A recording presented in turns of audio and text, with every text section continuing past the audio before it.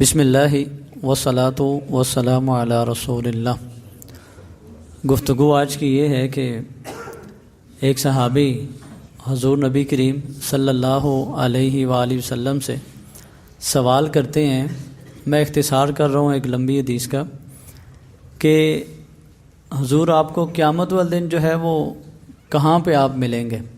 تو نبی علیہ الصلوۃ والسلام نے اپنے ملنے کی 3 جگہ بتائی ہیں، اور کیونکہ اس دن پریشانی کا یہ عالم ہے کہ قرآن پاک کی آیات موجود ہیں کہ باپ بیٹا، میاں بیوی، بہن بھائی، سگے رشتہ دار، ماں بیٹا، ہر بندہ جو ہے وہ ایک دوسرے سے بھاگنے کی کوشش کرے گا، یار میری کسی طرح جان بچ جائے تو باقی جو جاتے ہیں جائیں جہنم میں۔ اور قرآن نے تو یہ لفظ بھی بولے ہیں وَمَن فِي الْأَرْضِ جَمِيعًا ثُمَّ يُنْجِي، ایسا بھی بندہ ہوگا جو کہے گا اللہ ساری دنیا جائے جہنم میں، وَمَن فِي الْأَرْضِ، جو بھی زمین میں روئے اور زمین میں بستا ہے سارے جہنم میں جائے، اللہ تو مجھے صرف بچا لے۔ اتنی پریشانی ہوگی، کیونکہ اس دن تو آنکھیں کھل جائیں گی نا سب کی، جو جھوٹ سچ ہے، صحیح غلط ہے، سارا کچھ سامنے آ جائے گا، تو اس قدر پریشانی کا عالم ہوگا۔ تو صحابی پوچھتے ہیں حضور اس دن آپ کو کہاں پہ ڈھونڈیں، آپ کہاں ملیں گے؟ تو نبی علیہ الصلوۃ والسلام نے اپنے لیے 3 جگہ بتائی ہیں۔ ایک جگہ آپ صلی اللہ علیہ وسلم نے بتائی ہے کہ مجھے دیکھنا ہو تو مجھے ڈھونڈو، میں تمہیں ملوں گا جہاں پہ اعمال کا ترازو لگا ہوگا، میزان، وزن ہو رہا ہوگا، اور اعمال کا وہاں پہ وزن ہے نا، کس کی کتنی نیکیاں ہیں کتنی برائیاں ہیں، وزن ہوگا۔ وہیں پہ جس کا پلڑا بھاری ہو گیا وہ خوش نصیب ہے، وہ نکل جائے گا، اللہ پاک کی رحمت ہو جائے گی اس پہ۔ دعا کریں اللہ ہمارا شمار بھی انہی لوگوں میں سے بنائے۔ تو نبی علیہ السلام وہاں تشریف فرما ہوں گے، امتی امتی، اپنی امت کے لیے دعائیں اور پریشانی کا اظہار اللہ پاک فضل کر دیں گے۔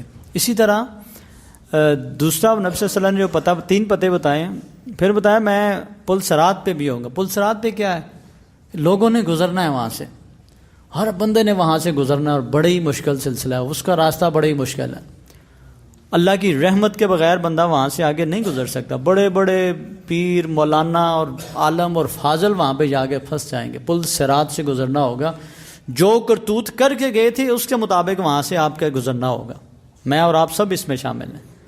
نبی علیہ السلام وہاں بھی موجود ہوں گے، دعائیں فرما رہے ہوں گے، امت کے لیے اللہ پاک سے آسانیاں مانگ رہے ہوں گے، کیونکہ رب نے وعدہ کیا ہے نا کہ وَلَسَوْفَ يُعْطِيكَ رَبُّكَ فَتَرْضَىٰ، ہمارے پیارے حبیب صلی اللہ علیہ وسلم کو کہ پیارے حبیب آپ کے لیے ہم نے ایسے معاملات رکھے ہیں آپ انشاءاللہ راضی ہو جائیں گے، اللہ وہ کچھ دے گا کہ آپ راضی ہو جائیں گے۔ یہ جو مشرکین آپ کو تنگ کرتے ہیں نا، تنگ کرتے ہیں، معاملات کرتے ہیں، ان سے پریشان نہ ہو، انشاءاللہ اللہ آپ کو بہت اچھا دے گا، آپ کو راضی کر دے گا۔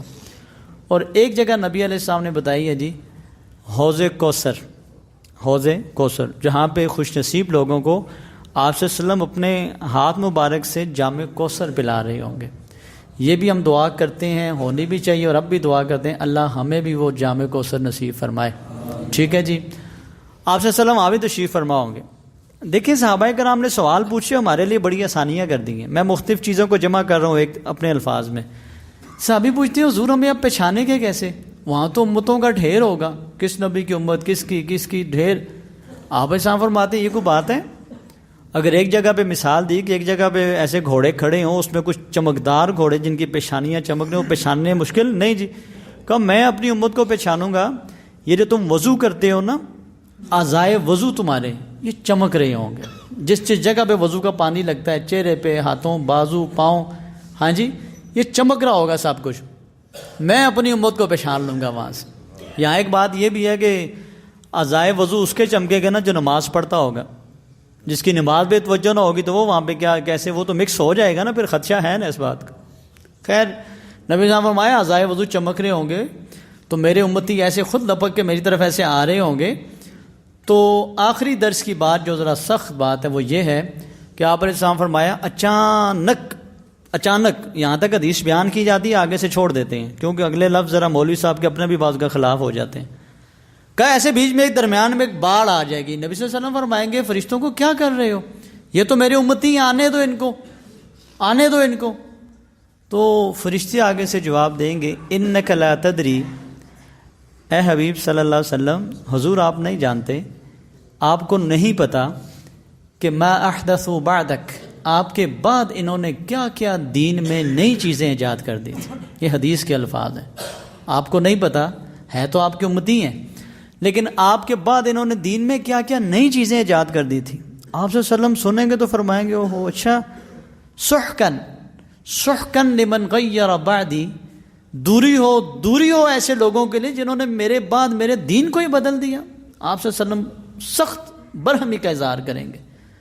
رحمت للعالمین آپ سب کہتے ہیں نا آپ صلی اللہ علیہ وسلم کو، آپ کہتے ہیں نا شفاعت ہو، حوض کوثر نصیب ہو، میزان پہ ملیں، پل صراط پہ ملیں، لیکن اس میں یہ بات یاد رکھیے گا، اگر نبی علیہ السلام اس دن یہ فرما دے کہ یہ دور ہو جائے جس نے میرے دین کو ہی بدل دیا میرے بعد، کیا مطلب ہے؟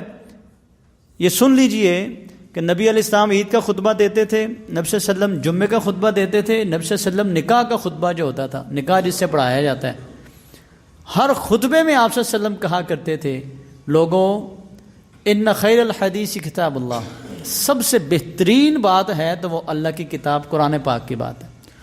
وخیر الہدی ہدی محمد صلی اللہ علیہ وسلم، اور لوگوں سب سے بہترین طریقہ ہے تو وہ مجھ محمد صلی اللہ علیہ وسلم کا طریقہ ہے. وشر الامور محدثاتها، لوگوں یہ جو نئی نئی چیزیں ہیں نا یہ شر ہے، سارا ہر نئی چیز یہ شر ہے.